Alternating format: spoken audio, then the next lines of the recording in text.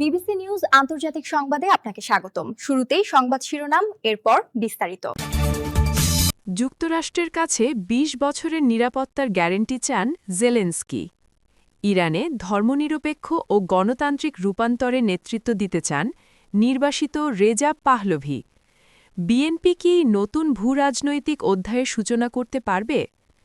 সস্তা তামাশায় পরিণত হয়েছে রাজনীতি। ট্রাম্পের বর্ণবাদী ভিডিওর জবাবে ওবামা। এতক্ষণ শুনছিলেন সংবাদ শিরোনাম, এখন বিস্তারিত। আপনি যদি মুসলিমদের পাশে থাকতে চান তাহলে ভিডিওতে লাইক করে চ্যানেলটি অবশ্যই সাবস্ক্রাইব করে দিবেন এবং কমেন্টে জানিয়ে দিবেন আপনার মূল্যবান মতামত। এখন বিস্তারিত। যুক্তরাষ্ট্রের কাছে ২০ বছরের নিরাপত্তার গ্যারান্টি চান জেলেনস্কি। ইউক্রেনের প্রেসিডেন্ট ভলোদিমির জেলেনস্কি বলেছেন তার দেশ কিয়েভ ও মস্কোর যুদ্ধবন্ধে শান্তি চুক্তিটি সই করতে প্রস্তুত, তবে যুক্তরাষ্ট্রকে ২০ বছরের নিরাপত্তার গ্যারান্টি দিতে হবে। এই সময়ের মধ্যে ইউক্রেনে কোনো রকম হামলা চালাতে পারবে না রাশিয়া। এমন নিশ্চয়তা গেলেই কেবল শান্তি চুক্তি হতে পারে। শনিবার ১৪ ফেব্রুয়ারি মিউনিখ নিরাপত্তা সম্মেলনে বক্তব্য দেওয়ার সময় জেলেনস্কি রাশিয়ার সঙ্গে যুদ্ধ শেষ করার লক্ষ্যে যে কোনো ত্রিপক্ষীয় চুক্তিতে এই গ্যারান্টি দেওয়ার আহ্বান জানান। আগামী মঙ্গল ও বুধবার জেনেভায় ইউক্রেন, রাশিয়া, যুক্তরাষ্ট্রের তৃতীয় দফার ত্রিপক্ষীয় শান্তি আলোচনা নির্ধারিত আছে। জেলেনস্কি জোর দিয়ে বলেন, ইউক্রেন যেন অন্তত ২ দশক রুশ আক্রমণের শিকার না হয় তা নিশ্চিত করতে তার একটি আইনগতভাবে নিশ্ছিদ্র নিরাপত্তা চুক্তি প্রয়োজন।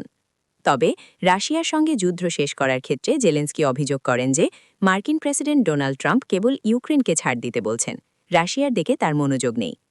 ট্রাম্প শুক্রবার সাংবাদিকদের বলেছিলেন রাশিয়া একটি চুক্তি করতে চায়, এজন্য জেলেনস্কিকে দ্রুত পদক্ষেপ নিতে হবে, অন্যথায় তিনি একটি বড় সুযোগ হারাবেন। ইরানে ধর্মনিরপেক্ষ ও গণতান্ত্রিক রূপান্তরে নেতৃত্ব দিতে চান নির্বাসিত রেজা পাহলাভি। ইরানের ক্ষমতাচ্যুত শেষ শাহের নির্বাসিত ছেলে রেজা পাহলাভি বলেছেন তিনি দেশটিতে একটি ধর্মনিরপেক্ষ গণতান্ত্রিক ভবিষ্যৎ গড়ে তোলার জন্য নেতৃত্ব দিতে প্রস্তুত আছেন। ইরানে ক্ষমতার পরিবর্তন হওয়াটাই সবচেয়ে ভালো উপায় বলে মার্কিন প্রেসিডেন্ট ডোনাল্ড ট্রাম্পের মন্তব্যের পর শনিবার ১৪ ফেব্রুয়ারি জার্মানির মিউনিখে এক সমাবেশে একথা বলেন তিনি। ইরানের সঙ্গে উত্তেজনা কমাতে দেশটির সরকারের সঙ্গে কূটনৈতিক আলোচনা চালিয়ে যাচ্ছে যুক্তরাষ্ট্র। শনিবার সুইজারল্যান্ড বলেছে আলোচনায় মধ্যস্থতাকারী হিসেবে ওমান সরকার আগামী সপ্তাহে জেনেভায় নতুন দফা বৈঠকের আয়োজন করবে। আর এর মধ্যেই রেজা পাহলভি ইরানে নেতৃত্ব দেওয়ার আগ্রহ প্রকাশ করলেন। রেজা পাহলভি ১৯৭৯ সালে ইসলামী বিপ্লবের আগে ইরান ছেড়েছিলেন, তারপর আর দেশে ফেরেননি। তিনি এখন যুক্তরাষ্ট্রে।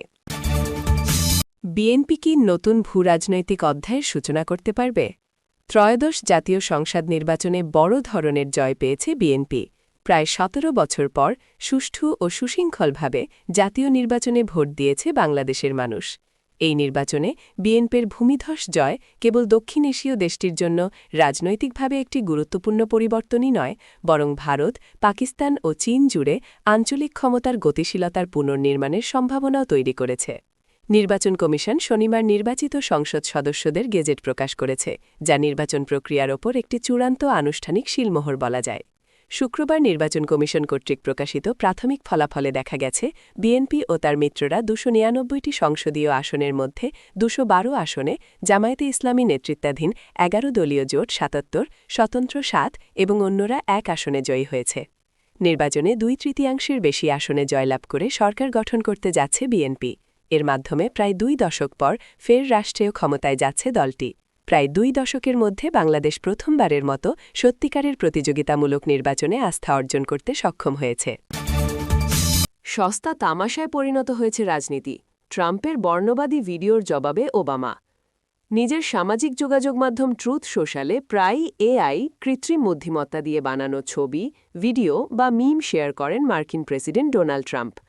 সম্প্রতি তেমনই একটি ভিডিও শেয়ার করেন তিনি, যার একটি অংশে সাবেক মার্কিন প্রেসিডেন্ট বারাক ওবামা ও তার স্ত্রী মিশেল ওবামাকে বানর হিসেবে উপস্থাপন করা হয়।